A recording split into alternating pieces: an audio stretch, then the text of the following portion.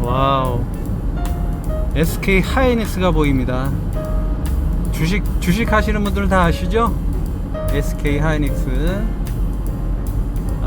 지금 영동고속도로 이천 부근 지나가고 있는데요. SK 하이닉스 공장이 보이는군요. 오늘은 저희 어머님의 고향 충주호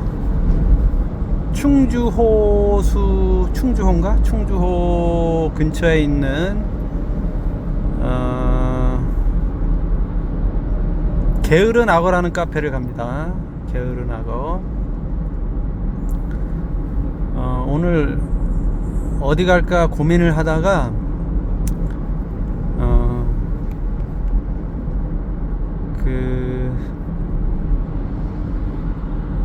제가 사실은 북쪽하고 서쪽 별로 안 좋아하거든요. 오토바이를 제가 매니아라고 했지 않습니까? 그래서 그런지 북쪽하고 안양 기준으로 북쪽하고 서쪽이 좀 가기가 길이 좀 그래요.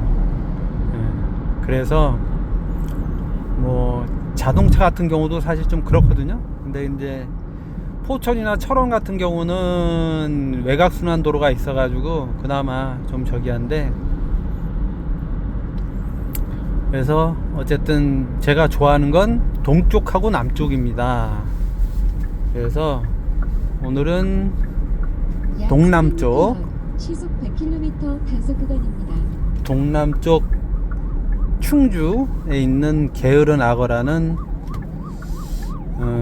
카페를 가고 있고요. 이 카페가 오토바이 카페에서 제가 많이 봤어요.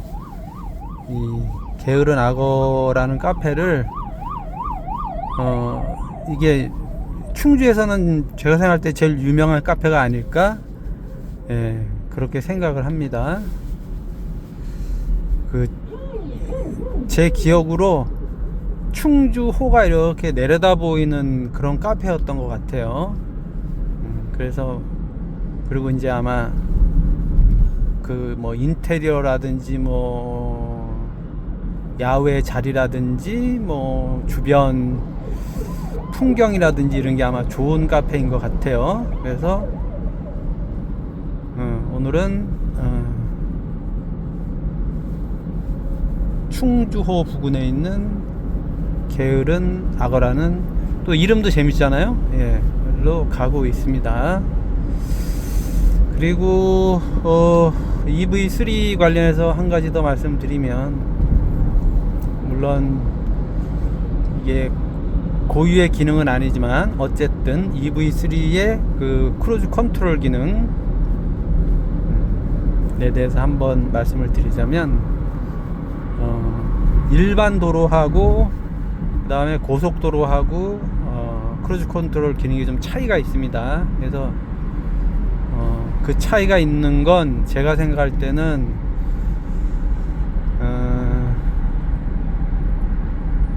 고속도로 같은 경우는 차선이 끊어지지 않잖아요. 뭐 중간에 횡단보도도 없고 사거리도 없고 그렇잖아요. 그래서 일반 도로하고 고속도로하고 구분이 되어 있는 것 같아요. 그래서 하여튼 고속도로에서는 거의 진짜 할 일 없이 크루즈 컨트롤 기능으로 주행을 할 수가 있다. 그냥 이 핸들에 손만 얹어 놓으면 된다. 그리고 뭐 테슬라 차 같은 경우는 뭐 지금도 그런지 모르겠지만 하여튼 옛날 테슬라 차 같은 경우는 이 핸들의 감지 기능이 조금 약해서 핸들을 잡아도 자꾸 핸들 잡으라고 이렇게 경고가 나온다는데, 이거는 이 EV3 같은 경우는 이 감지, 손 얹고 있는 감지가 좀 발전해 가지고 이렇게 손을 얹어 놨는데도 계속 손 얹으라고 하는 건 없습니다. 그래서 이렇게 하고 이 고속도로 가다 보면 단속 카메라가 많잖아요. 네. 저는 이제 예를 들면 영동고속도로 같은 경우는 제가 107km로 지금 맞춰놓고 주행하고 있는데, 이게 카메라가 있으면은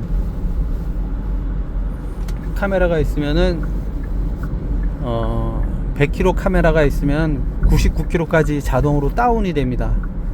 예. 그게 이제 고속도로에서만 그래요. 일반 도로에서는 그런 게 없습니다. 근데 이제 그 옵션 중에 드라이브 와이즈라는 옵션이 있거든요. 그게 100 얼마짜리 옵션인데, 그걸 하면 되는지는 모르겠는데, 하여튼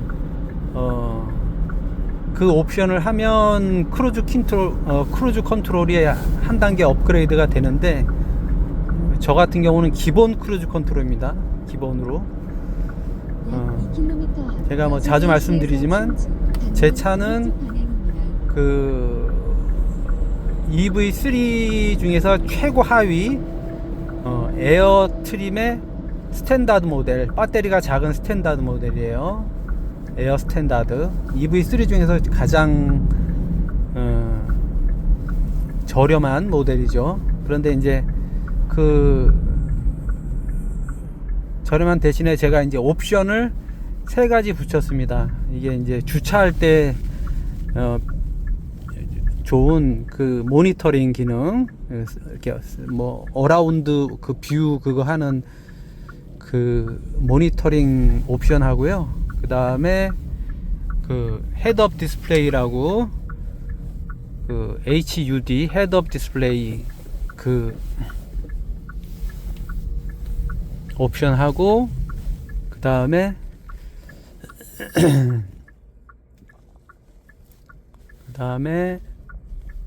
빌트인 캠 2입니다. 2. EV3는 빌트인 캠 2예요. 그래서 빌트인 캠 1 같은 경우는 그 소리가 보니까 녹음이 안 됐더라고요. 근데 빌트인 캠 2는 소리가 들어가고, 뭐 어떤 분들은 뭐 사제 그 블랙박스보다 안 좋다고 그러는데, 뭐 저는 만족하면서 잘 사용하고 있습니다. 이게 왜냐면 어차피 처음에 제작할 때서부터 만들어 나오는 거라서, 그 사제 블랙박스 같은 경우는 별도로 이렇게 설치를 해야 되잖아요. 그러니까 저거를 건드리잖아요. 근데 이거는 건드리지 않고 처음에 이제 제작할 때 하는 거니까, 그 다음에 그 빌트인 캠 2는 블랙박스인데 따로 특별하게 이가 없어요. 몸체가 없어요.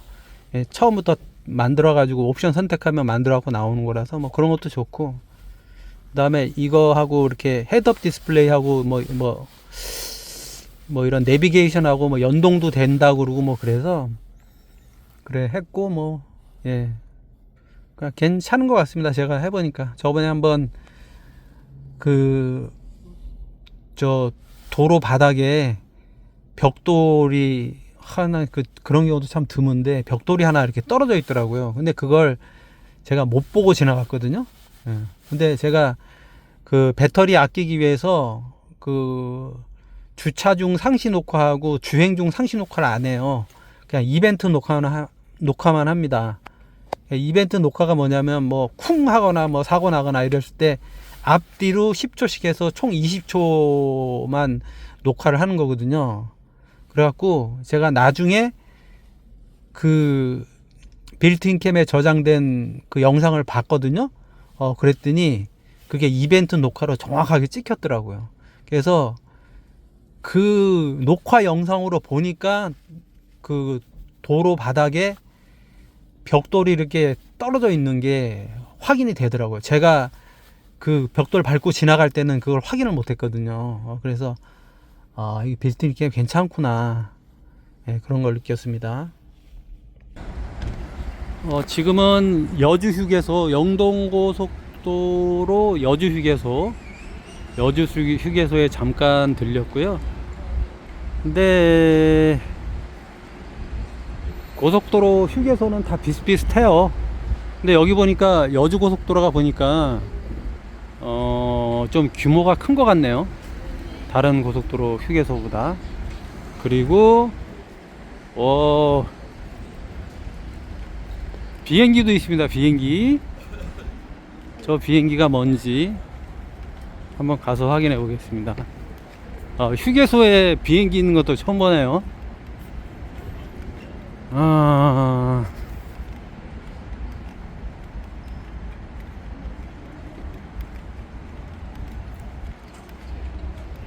이게 뭘까요? 뭐 가까이 보면 여기 야구하는 것도 있네요. 여주 휴게소 좋은데요? 제가 여태까지 다녀본 휴게소 중에 제일 좋은 것 같습니다.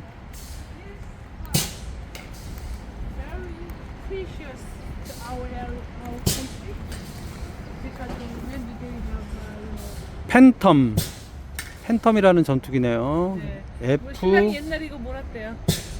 때. 와우. 그래서 내가 사진 찍었어. 와.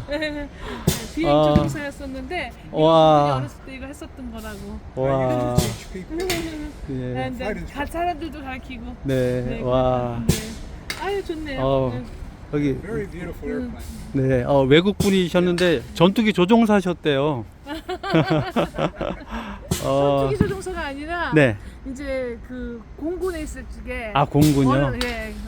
젊었을 때 그랬고 아. 그 다음에는 뭐랬더라 저기 에어 캐나다 기장. 캐나다. 와. 네, 에어 캐나다. 와. You see the tips, the wing tips? Mhm. You see where it's folded. Oh, I When they see. parked it on an aircraft carrier, it was a fold to make more room. 한국말로 하면 하늘 도깨비네요. 하늘 도깨비.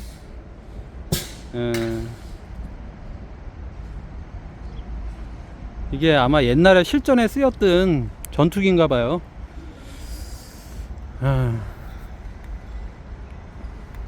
그리고 꼬리 날개를 보니까 ROK AF 747 66 747 66은 뭔지 모르겠고 ROK AF는 리퍼블릭 오브 코리아겠죠. 예, 에어포스라는 뜻이겠죠. 에어포스. 공군을 보통 에어포스라고 하잖아요. 그죠? 여주 휴게소 좋습니다. 근데 제가 좋아하는 그 유튜버 아재 여행님 말씀에 의하면 우리나라 그 휴게소가 되게 좋은 거래요. 외국에 아마 그 아재 여행님이 보면 외국에도 차 끌고 이렇게 다니시는 경우가 있는데 그 외국에서 그 고속도로 휴게소 같은 데 들리면 보니까 우리나라에 비해서 별론가 보더라고요. 예. 그래서 저는 사실 우리나라 휴게소가 그렇게 좋은지 몰랐는데 그 아재 여행님 유튜브 영상을 보고 우리나라 고속도로 휴게소가 굉장히 좋은 거구나는 걸 알았습니다. 여기는 도자기 파는 곳도 있고요.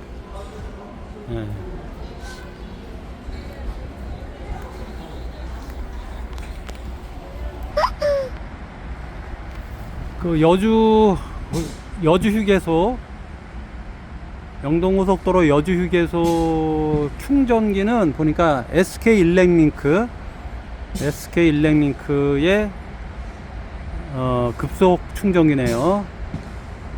이게 SK 일렉링크가 기아하고 협약이 돼 있어가지고 기아 포인트 아마 사용이 가능하실 겁니다.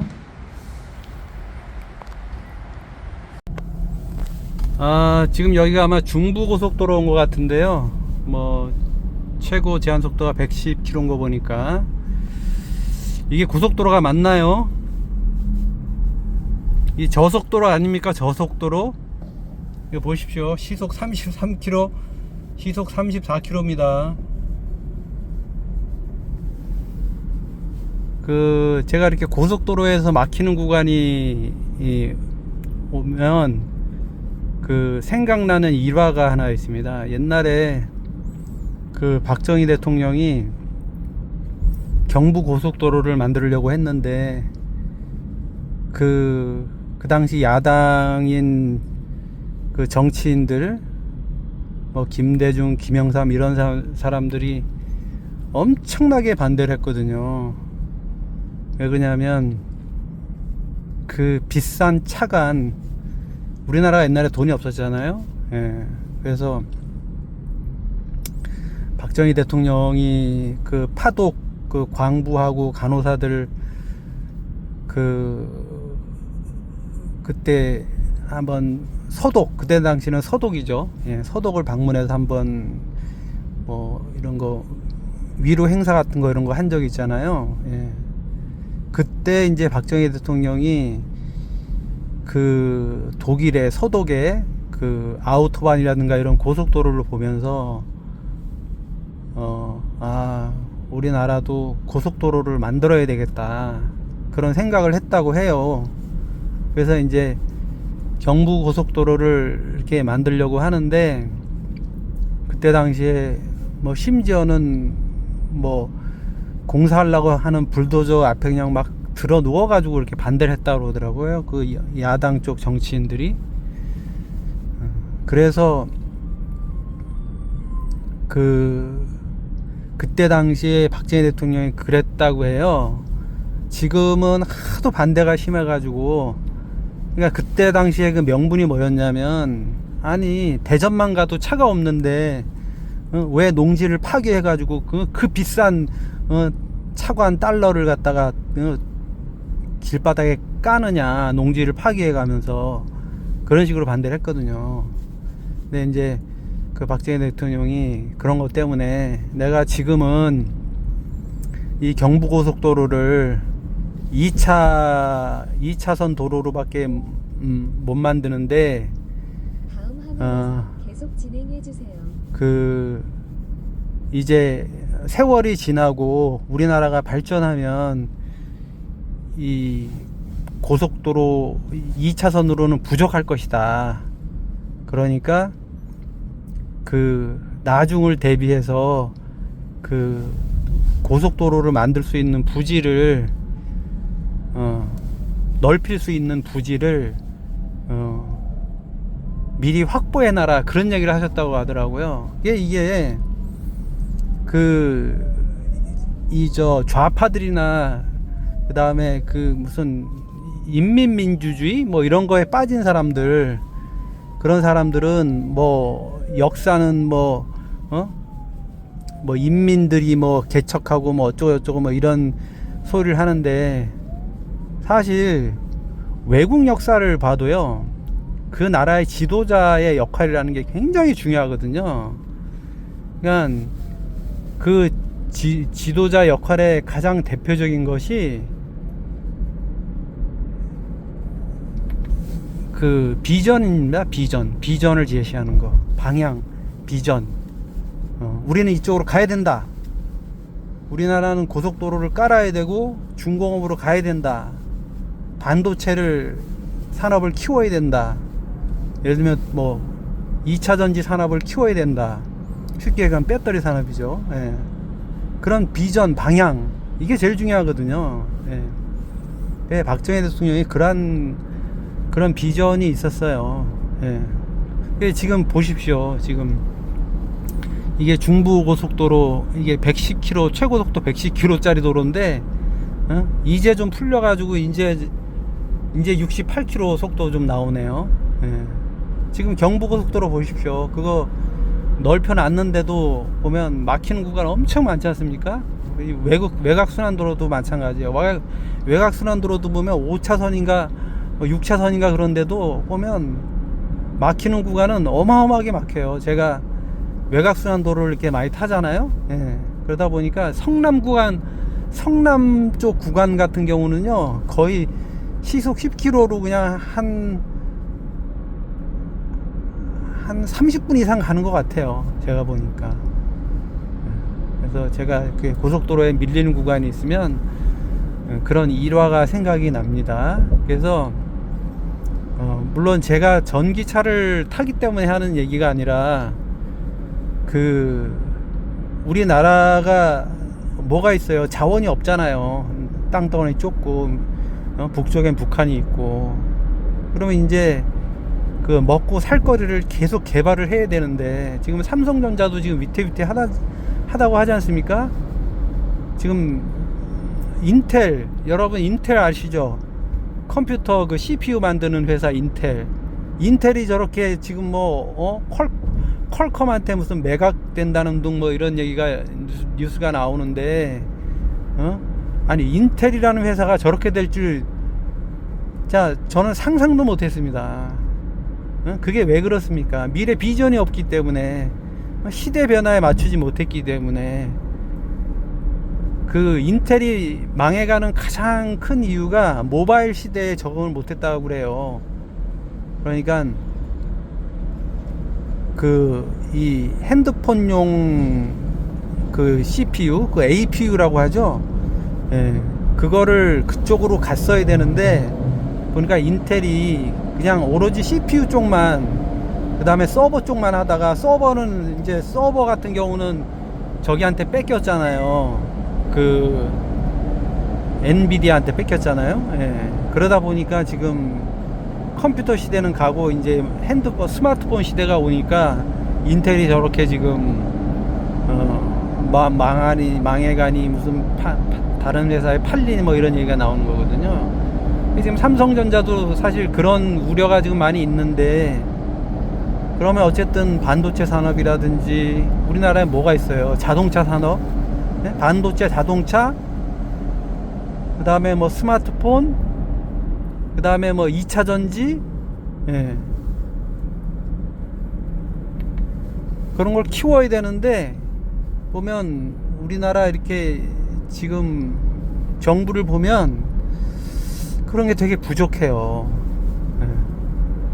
그 다음에 언론 같은 경우, 그 다음에 애널리스트 같은 경우도 참 이 사람들 중국 애들한테 무슨 돈을 먹는 건지, 어떻게 이렇게 중국만 빨아대고 우리나라 이 전기차 사업이라든가 2차 전지 사업 같은 거 이런 거 있으면 그냥 좋은 거는 부각을 안 시키고 그냥 안 좋은 거, 그냥 뭐 화재 난 거 막 이런 것만 그냥 막 부각시켜 가지고 전기차 포비아를 만들고. 저도 사실 그때 인천 청라 사건 때, 청라 그 화재, 인천 청라 아파트 그 화재 사건 때 사실 조금 저기 했거든요. 물론 차가 이제 벤츠 차다 보니까 이게 배터리가 중국산 배터리거든요. 그래서 뭐 그렇긴 하지만은, 그래도 어쨌든 하도 언론에서 그렇게 막 전기차 위험하다고 막 씹어대니까 사실 저도 사실 좀 고민이 되더라고요. 그때 이제 저는 그 EV3를 이제 사전 예약했을 당시인데요.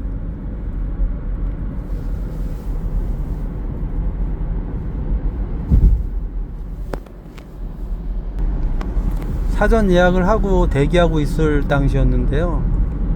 하여튼 좀 그랬어요. 예. 근데 그런 거 있으면, 그 벤츠 그 전기차 안에 그 중국 파라시스인가 하는 그 듣도 보도 못한 그 회사에 그 배터리가 들어가 있으니까 그렇게 무지막지한 그 무슨 폭탄이 폭발하는 것처럼 그렇게 화재가 발생을 하고, 그래서 우리나라 배터리를 써야 된다.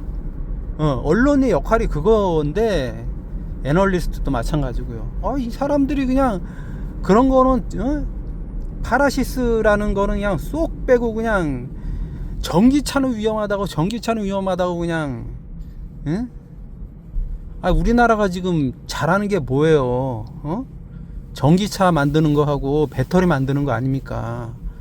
그러면 그런 쪽으로 잘 해야 되는데, 이게 어떻게 보면 우리나라 입장에서 보면 호재인데, 근데 그냥 전기차는 위험하다고 막, 그리고 청라 아파트 그 화재 사건 같은 경우는 그 중국 전기차 그것도 배터리도 그렇지만은 그 거기에 근무하는 경비원인지 누가 그 화재 경보가 이렇게 울리는데 그걸 꺼버렸잖아요.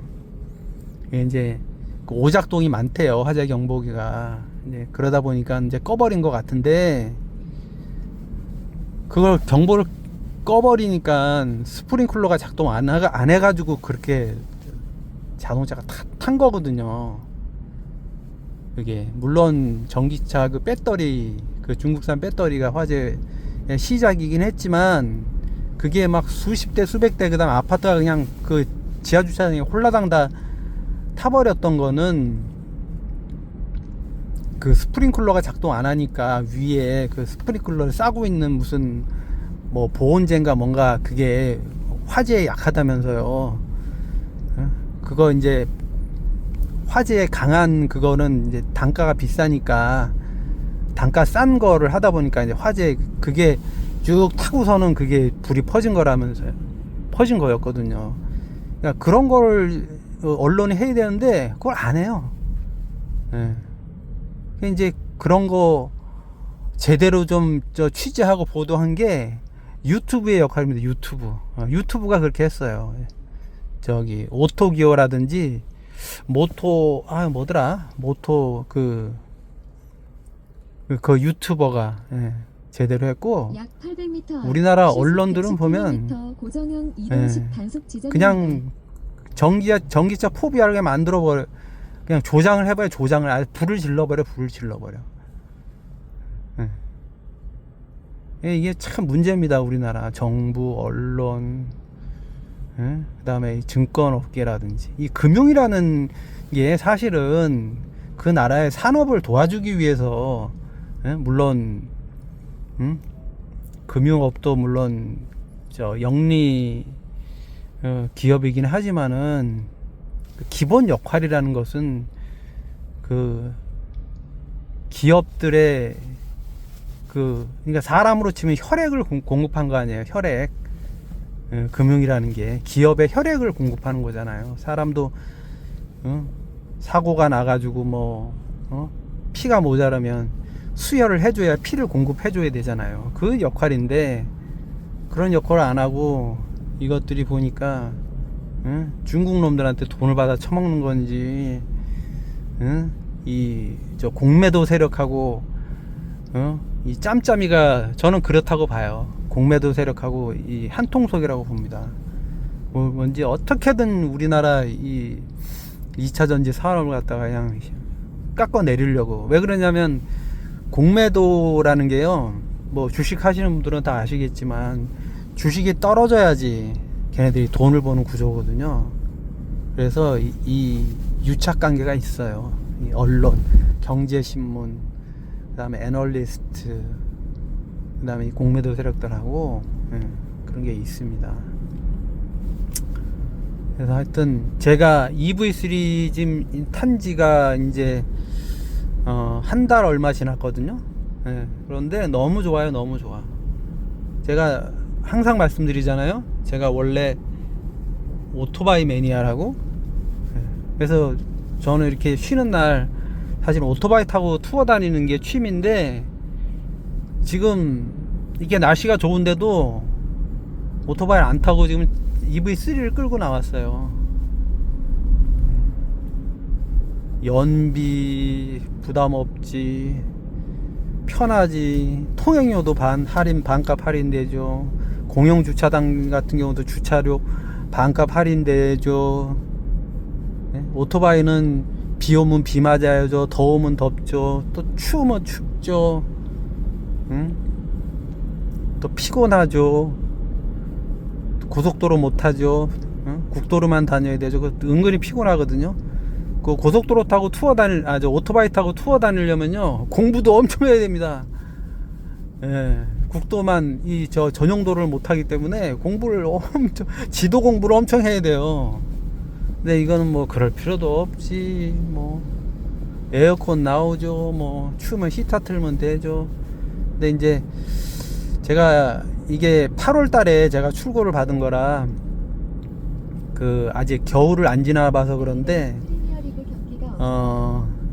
겨울에 이 히터를 틀잖아요. 이 히터가 전기를 많이 잡아먹는다 그러더라고요.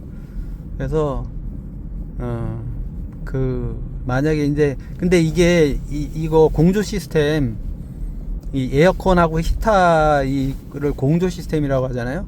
이게 좀 EV3 같은 경우에 이게 좀 최신 공조 시스템이 들어가 있어요. 그래가지고 이게 특히 이거 히터 같은 경우에 그 여기서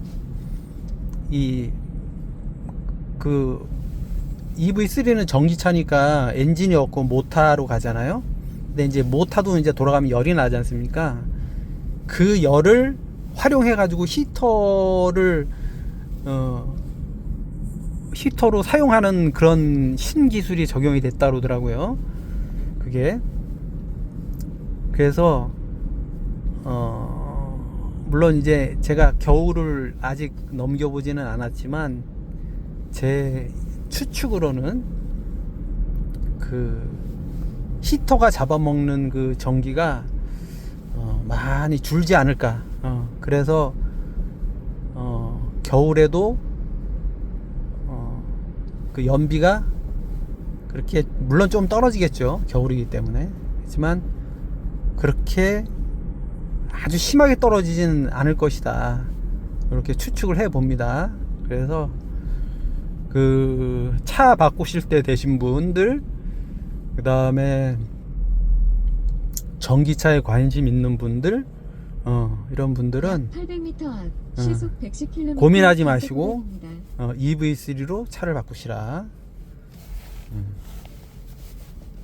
이거 전기차 만약에 10년 타잖아요. 그러면 그 주행거리가 어느 정도 되시는 분들은 10년 타면 진짜 차값이 빠집니다. 그 제가 이거 타기 전에 YF 소나타 15년 탔거든요.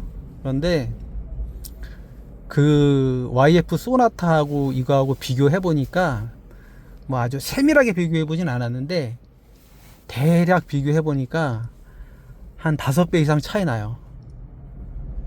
뭐 이것저것 뭐 좀 약간 박하게 계산한다고 하더라도 제가 봤을 때 최소 4배 이상은 차이가 난다고 생각합니다. 예, 이거는 제가 아주 뭐 거의 확신할 수가 있습니다. 제 계산으로는 5배 이상 차이 나는데 조금 뭐 여타저타 전기 같은 경우는 자연 방전되거나 그 다음에 뭐 그런 게 있으니까 그런 거 저런 거 이렇게 떠나서 좀 깎아냈을 때 못해도 하여튼 4배 이상 차이 난다. 그런데 한번 생각해 보십시오. 2배 이상 차이 나도 사실 차이 많이 나는 거 아니에요. 근데 4-5배 차이 난다? 어마어마한 거죠. 예. 그리고 그 제가 전기차 타기 전에 가장 주저했던 게 뭐냐, 충전 문제였어요. 충전 문제. 근데 지금 제가 말씀드렸잖아요. 이거 배터리가 작은 스탠다드 모델이라고, 공식 인증 주행거리는 350km입니다. 그런데 제가 실제로 타보니까 한 500km까지도 가겠어요. 보니까 실주행 거리는 하여튼 450km 이상을 확실하게 가고 500km도 가능하다 이런 생각이 들고, 그러다 보니까 그 충전에 대한 부담이 특히 없어요. 뭐 예를 들어서 뭐 부산 뭐 광주를 간다 이런 경우 빼고는, 근데 제가 사실 1년에 부산 광주 갈 일이 한 번도 없거든요. 예. 그러니까 이제 만약에 간다 그러면 좀 그냥 중간에 고속도로 휴게소 들려가지고 그냥 우동 한 그릇 먹고 나오면, 급속 충전기에 물려놓고 우동 한 그릇 먹고 나오면 사실은 충전 끝이에요. 예. 그것도 부담 없어요. 그리고 저희 아파트가 오래된 아파트인데, 저희 아파트에도 그 충전기 6대 생겼죠. 작년인가 재작년에 생겼죠. 그 다음에 제가 근무하는데 이제 옆에 동사무소가 있는데 거기에도 충전기가 있어요. 예, 충전기 있고. 그 다음에 우리 뭐 일주일에 한두 번 정도 그 마트 가잖아요. 예, 마트 가면 또 거기도 충전기가 굉장히 많습니다. 그러니까 마트에다가 충전기 딱 물려놓고 그냥 뭐 먹을 거 사고 뭐 고기 사고 뭐 김치 사고 이러고 오면 충전 끝이에요. 예. 그래서 충전 부담 없죠. 약 800m 앞 시속 네. 110km 그래서 고정형 이동식 단속 지점입니다. 이제는 더 이상 고민할 필요가 없다는 생각을 네, 저는 확실하게 합니다. 드디어 도착했습니다. 주차장이 아주 넓네요. 그리고 제가 여기 오면서 좋았던 게 뭐냐, 여기 오는데 이 안양 기준으로 한 130km 정도 되거든요. 그런데 보통은 보면 그 거의 다 가면 그 저기가 많아요. 과속 방지터 구간이 굉장히 많아요. 근데 여기는 과속 방지터 구간이 하나도 없다는 거, 여기 올 때까지 완전 굿 포인트입니다. 저게 카페 건물인 것 같고요. 여기 보니까 오토바이들도 꽤 있네요. 확실히 오토바이 그 카페 회원들이 많이 저거 올려서 그런지, 자, 이게 보면 충주호가 다 보입니다. 네.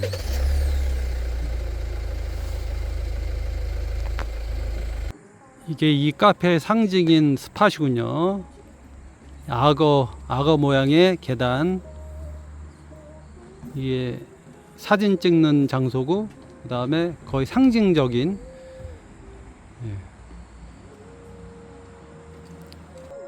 야외 자리도 굉장히 많네요. 야외 자리도 많습니다. 여기 또 스팟이 하나, 사진 찍는 스팟이 하나 더 있네요. 네모난 거. 저는 이제 담배를 피다 보니까, 사실 정확히 얘기하면 전자담배인데, 전자담배는 사실은 담배가 아닌데, 하여튼 뭐 담배라고 그러니까, 담배를 피다 보니까 이 야외 자리가 되게 중요하거든요. 여기 보시면 복장이 딱 오토바이 동호회 복장이시죠. 그리고 그러다 보니까 야외 자리가 많은 게 좋은데, 여기 아주 야외 자리 많습니다. 그 다음에 충주호가 딱 이렇게 보이는 자리, 예술 아닙니까? 카페 내부는 이렇습니다.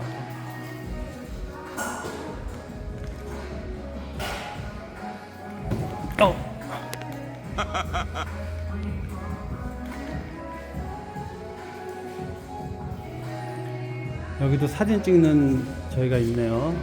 스팟이 있네요. 게으른 악어, 레이지 뭐야? 카이맨?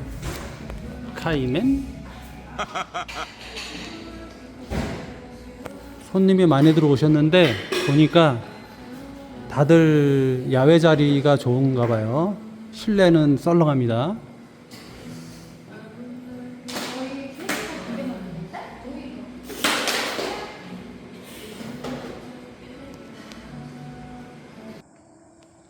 이 2층에도 자리가 있긴 있는데, 일단 뭐 그늘이 없고, 그 다음에 테이블이 없어서 그런지 보니까 손님이 한 분도 안 오셨네요.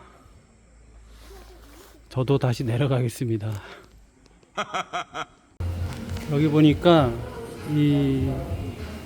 저 캠핑 라면이 보니까 인기 메뉴네요. 보니까 여기서 뭐 조리도구 같은 거 이런 거 물하고 해가지고 가지고 나가서 야외 자리에서 아마 끓여 먹는 것 같아요.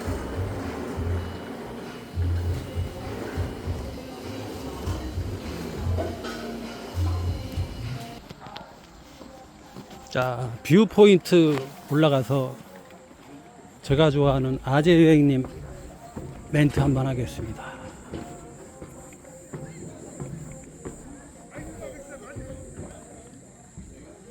자, 갑니다.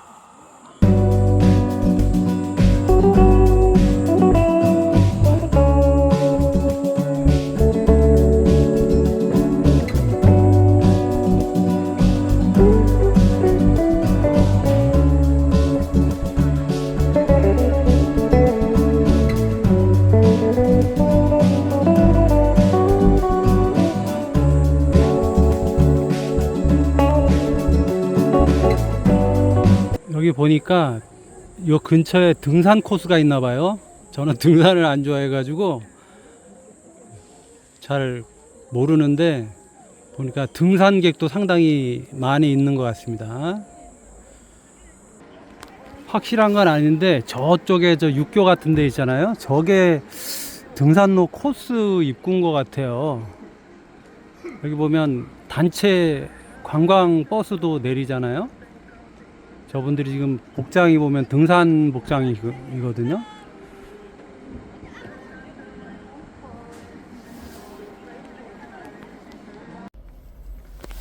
고속도로에서는 이 크루즈 컨트롤 기능이 제가 일반 도로하고 고속도로하고 다르다고 그랬잖아요. 고속도로에서는 크루즈 컨트롤 기능이 섰다 갔다가 자동으로 다 됩니다. 섰다 갔다.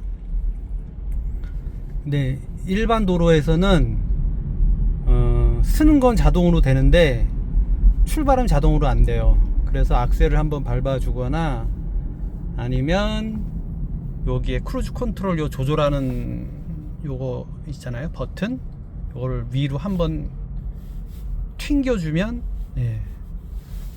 크루즈 컨트롤이 풀리지 않으면서 스타트가 되고요.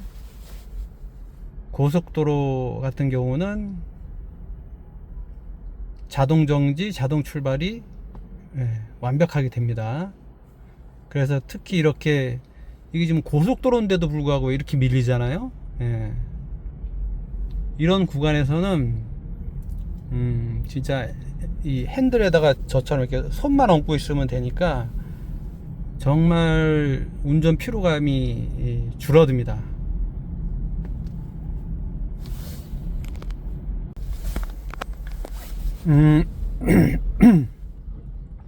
그 충주 게으른 악어 카페에서 지금 논스톱으로 왔습니다. 논스톱으로 와서 지금 여기가 지도를 보니까 광교 호수공원이 보이거든요. 이제 영통구, 수원 영통구, 그 다음에 용인 정도 되는 위치인데 지금 주행거리가 117km 정도 됐거든요. 한 2시간 정도 왔는데 지금 연비가 8.6이 나옵니다. 엄청나죠? 제가 늘 말씀드렸지만 이게 EV3 에어 스탠다드 모델이거든요. 그래서 스탠다드 모델이 이제 배터리가 작은데 롱레인지 모델, 배터리 큰 롱레인지 모델보다 차 무게가 한 100kg 정도 가벼워요. 그러다 보니까 제 생각에는 연비가 잘 나오는 것 같습니다. 이게 이제 여기가 고속도로인데도 보면 중간중간에 밀리는 구간들이 있잖아요. 그래서 그런지 보니까 지금 평균 연비가 한 대략 2시간 대략 120km 주행했고 2시간 동안 주행했는데 평균 연비가 8.6이 나옵니다. 8.6 어마어마하죠. 그래서 제가 EV3를 보고 연비 깡패라고 별명을 지었습니다.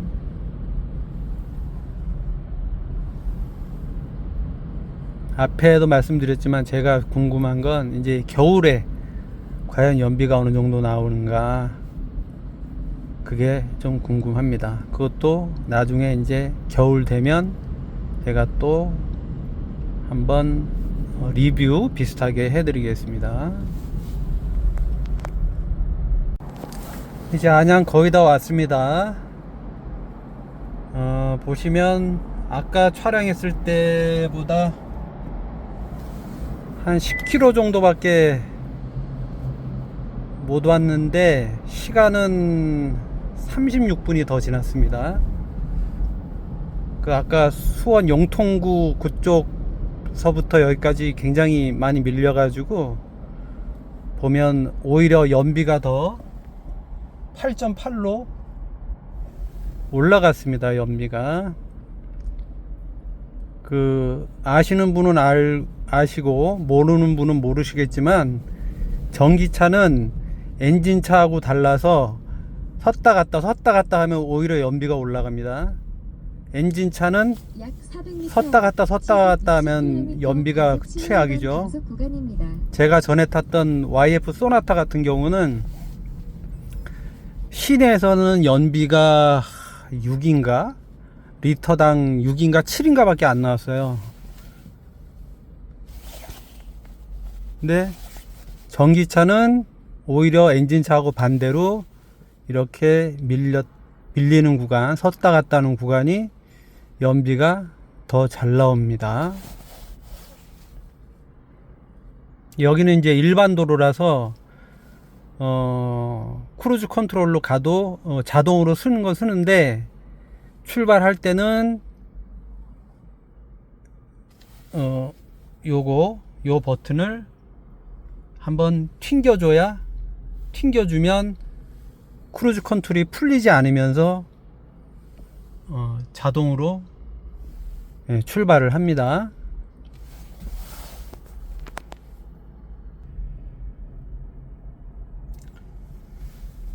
일반 도로에서 크루즈 컨트롤 기능을 쓰면 이제 쓰는 것까지는, 정지하는 것까지는 자동으로 되거든요. 자동으로 되는데 바로 거의 몇 초 만에 이 크루즈 컨트롤이 풀려버려요. 시속 60km 과속 신호위반 단속 구간입니다.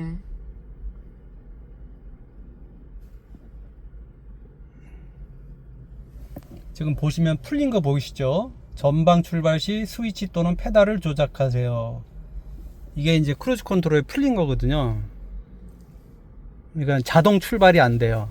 고속도로에서는 자동 출발이 되는데, 그럴 때는 악셀레이터를 조금 밟거나 아니면 여기 크루즈 컨트롤 요 속도 조절하는 요 스위치, 요거를 한번 위나 아래로 그냥 튕겨주면 됩니다. 저는 보통 위로 튕기는데 그것까지 한번 보여드릴게요.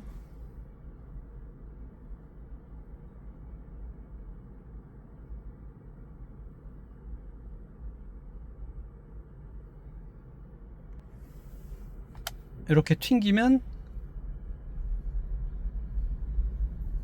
크루즈 컨트롤이 풀리지 않고 차가 출발을 합니다.